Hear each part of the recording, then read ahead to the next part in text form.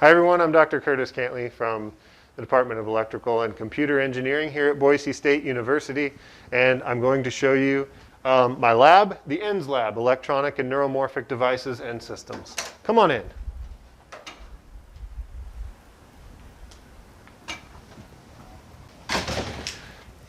So the primary focus of our research group is to do neuromorphic engineering, which is building electronic devices and circuits that behave like the brain and perform computations like the brain. So part of that involves sometimes manufacturing or creating or fabricating custom semiconductor devices. So that would be in our clean room downstairs, the Idaho Microfabrication Lab, and then bringing them up here to a microprobe station to test them and measure their electrical behavior for simulations or modeling purposes, or for integration into other circuits and components. So in our lab, one of the things we have is a pretty large microprobe station, obviously contained inside of a black box Faraday cage for grounding purposes to minimize electromagnetic noise and light interference.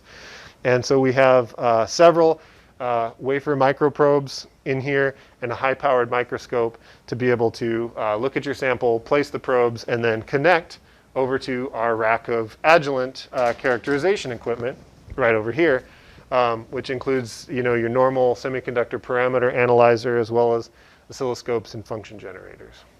So this rack also connects to another custom probe station over here, which is primarily used for electrophysiology, obviously also contained inside of a black box Faraday cage with a heated stage that'll warm samples up to 37 C biological temperatures, and micropipette positioners as well as microprobe positioners. So what we'll typically do is create a reservoir with a salt solution fluid inside of there, where we can culture neuron cells and bring them here, put them on the stage, and actually measure their electrical properties of the cells themselves, and put those on neural interfaces and measure the properties of the neural interface also. So we can do that with a patch clamp system in collaboration with Dr. Dave Estrada from Material Science and Engineering, as well as Dr. Brad Morrison from Biological Sciences. So over here we have our fume hood inside of this lab as well. It's mostly used for surface preparation and sample cleaning right now, although we have done traditionally some flexible electronics in here. So we have a spin coater, micropipettes, and it's mostly just handling solvents and polymers. We've got several open lab benches right now because of the recent move. We haven't maybe fully expanded into the space, but right now mostly we are doing the testing of neural networks and spiking neural networks right here, which is, if you know, the interconnectivity of the brain is very dense and there's a lot of connections between neurons, which is why you sort of see a mess of wires inside of our electronic or outside of our electronic neural network.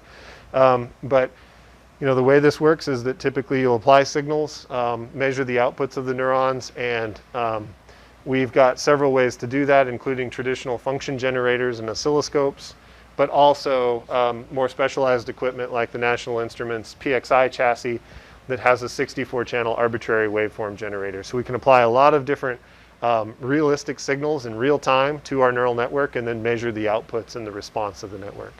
And then, of course, there's two components to this. Number one is designing a chip and sending that out to a foundry and having it taped out and getting it back. And then the second part is integrating that into a larger system on a printed circuit board.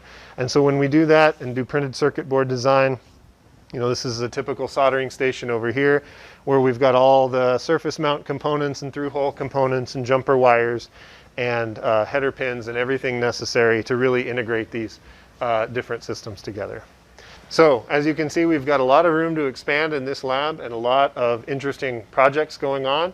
And definitely I am always looking for great students to come and work in the ENDS lab. So if you are interested, please go ahead and contact me and reach out, and I'd be happy to talk to you.